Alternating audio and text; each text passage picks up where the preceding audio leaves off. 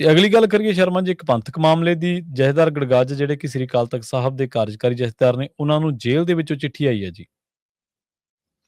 ਬਿਲਕੁਲ, ਜਥੇਦਾਰ ਗਿਆਨੀ ਕੁਲਦੀਪ ਸਿੰਘ ਗੜਗੱਜ ਹੋਰਾਂ ਨੇ ਸਿੱਖ ਮੈਂਬਰ ਪਾਰਲੀਮੈਂਟਾਂ ਨੂੰ ਚਿੱਠੀ ਲਿਖੀ ਸੀ ਲੰਘੇ ਦਿਨਾਂ 'ਚ, ਤੇ ਉਹ 'ਚ ਕਿਹਾ ਗਿਆ ਸੀਗਾ ਵੀ ਕਿ ਤੁਸੀਂ ਜਿਹੜਾ ਕੇਂਦਰ ਧੱਕੇ ਨਾਲ ਵੀਰਬਾਲ ਦਿਵਸ ਦੇਸ਼ ਭਰ 'ਚ ਮਨਾਉਣ ਦੇ ਹਵਾਲੇ ਨਾਲ ਇਹ ਕਹਿਣ ਦੀ ਕੋਸ਼ਿਸ਼ ਕਰ ਰਿਹਾ ਕਿ ਦੇਖੋ ਜੀ ਇਸ ਤਾਂ ਗੁਰੂ ਸਾਹਿਬ ਦੇ ਇਤਿਹਾਸ ਨੂੰ, ਗੁਰੂ ਸਾਹਿਬ ਦੀ ਕੁਰਬਾਨੀ ਨੂੰ ਅਗਾਂਹ ਲੈ ਕੇ ਜਾ ਰਹੇ ਹਾਂ।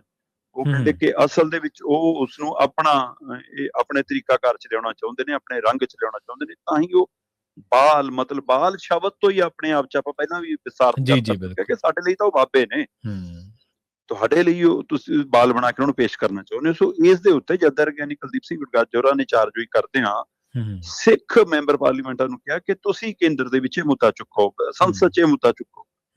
ਪਰ ਉਹਦਾ ਅਸਰ ਹੋਇਆ, ਮੈਂਬਰ ਪਾਰਲੀਮੈਂਟਾਂ ਨੇ ਗੱਲ ਕੀਤੀ, ਉਹਦੇ ਬਾਰੇ ਬੋਲਿਆ, ਪਰ ਬਲਵੰਤ ਸਿੰਘ ਰਾਜੋਆਣਾ ਹੋਰਾਂ ਨੇ ਜੇਲ੍ਹ 'ਚ ਇੱਕ ਚਿੱਠੀ ਲਿਖੀ ਹੈ ਗਿਆਨੀ ਕੁਲਦੀਪ ਸਿੰਘ ਗੜਗੱਜ ਨੂੰ। ਉਹ 'ਚ ਉਹਨਾਂ ਨੇ ਨੁਕਤਾ ਸਾਂਝਾ ਕੀਤਾ ਹੈ ਵੀ ਕਿ ਅਕਾਲ ਤਖ਼ਤ ਸਾਹਿਬ ਅਪੀਲ ਕਾਹਤੋਂ ਕਰਨ ਲੱਗ ਪਿਆ, ਜਿਸ ਤੱਕ ਤੋਂ ਹੁਕਮ ਹੁੰਦੇ ਨੇ ਉਤੋਂ ਅਪੀਲ ਕਿਉਂ?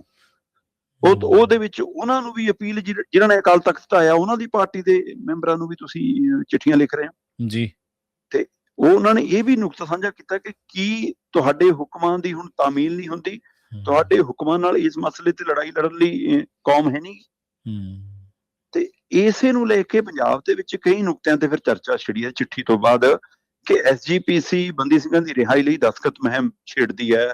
ਉਹ ਫੰਡਾਂ ਭਰ ਕੇ ਦਸਤਖਤ ਇਕੱਠੇ ਹੋ ਜਾਂਦੇ ਨੇ ਤੇ ਪਰ ਉਹਦੇ ਉੱਤੇ ਕੋਈ ਚਾਰਜ ਹੋਈ ਨਹੀਂ, ਤੁਸੀਂ ਪਹੁੰਚ ਹੀ ਨਹੀਂ ਕਰ ਪਾਉਂਦੇ, ਤੁਹਾਨੂੰ ਸਮਾਂ ਹੀ ਨਹੀਂ ਦਿੰਦੇ। ਹੁਣ ਮੌਕੇ ਦੇ ਪ੍ਰਧਾਨ ਮੰਤਰੀ ਨਾ ਕੇਂਦਰੀ ਮੰਤਰੀ। ਸੋ ਇਸ ਦੇ ਉੱਤੇ ਕੀ ਅਸੀਂ ਗੰਭੀਰ ਹੈਗੇ ਆ ਕਿ ਸਾਡੀ ਅਣਦੇਖੀ ਕਿਵੇਂ ਹੋ ਰਹੀ ਹੈ, ਪੰਥਕ ਤੌਰ ਤੇ ਵੀ, ਸਿਆਸੀ ਤੌਰ ਤੇ ਵੀ, ਸਮਾਜਿਕ ਤੌਰ ਤੇ ਵੀ, ਔਰ ਸੂਬੇ ਦੇ ਤੌਰ ਤੇ ਵੀ।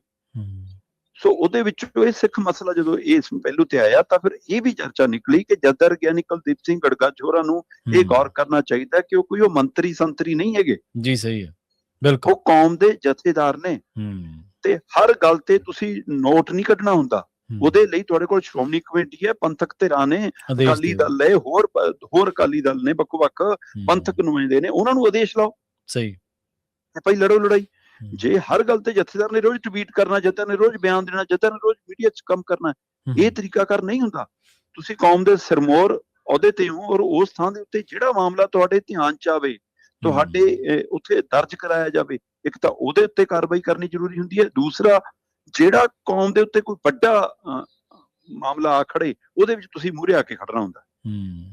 ਸੋ ਇਸ ਲਈ ਕੁਝ ਸਿਧਾਂਤ ਜਿਹੜੇ ਨਿਯਮ ਹੈ ਕਿ ਉਹਨੂੰ ਲੈ ਕੇ ਵੀ ਚਰਚਾ ਤੁਰ ਪਈ ਦੁਬਾਰਾ, ਤੇ ਇਸ ਚਿੱਠੀ ਦੇ ਵੱਲ ਵੀ ਚਰਚਾ ਤੁਰ ਪਈ ਕਿ ਜਥੇਦਾਰ ਗਿਆਨੀ ਕੁਲਦੀਪ ਸਿੰਘ ਗੜਗੱਜ ਹੋਰਾਂ ਨੂੰ ਲਿਖੀ ਗਈ ਚਿੱਠੀ ਕੀ ਉਹ ਸਹੀ ਸੀ, ਜਦੋਂ ਕਿ ਇਹਦੇ ਨਾਲ ਮੁੱਦਾ ਤਾਂ ਉੱਠਿਆ, ਚਰਚਾ ਤਾਂ ਹੋਈ, ਪਰ ਜਿਸ ਤਰੀਕੇ ਨਾਲ ਚਾਰਜੋਈ ਹੋਣੀ ਚਾਹੀਦੀ ਸੀ ਉਹ ਚਾਰਜੋਈ ਤਾਂ ਪੰਜਾਬ ਨੇ ਕੀਤੀ ਹੋਣੀ, ਪੰਥਕ ਧਿਰਾਂ ਨੇ ਕੀਤੀ ਹੋਣੀ ਜੀ।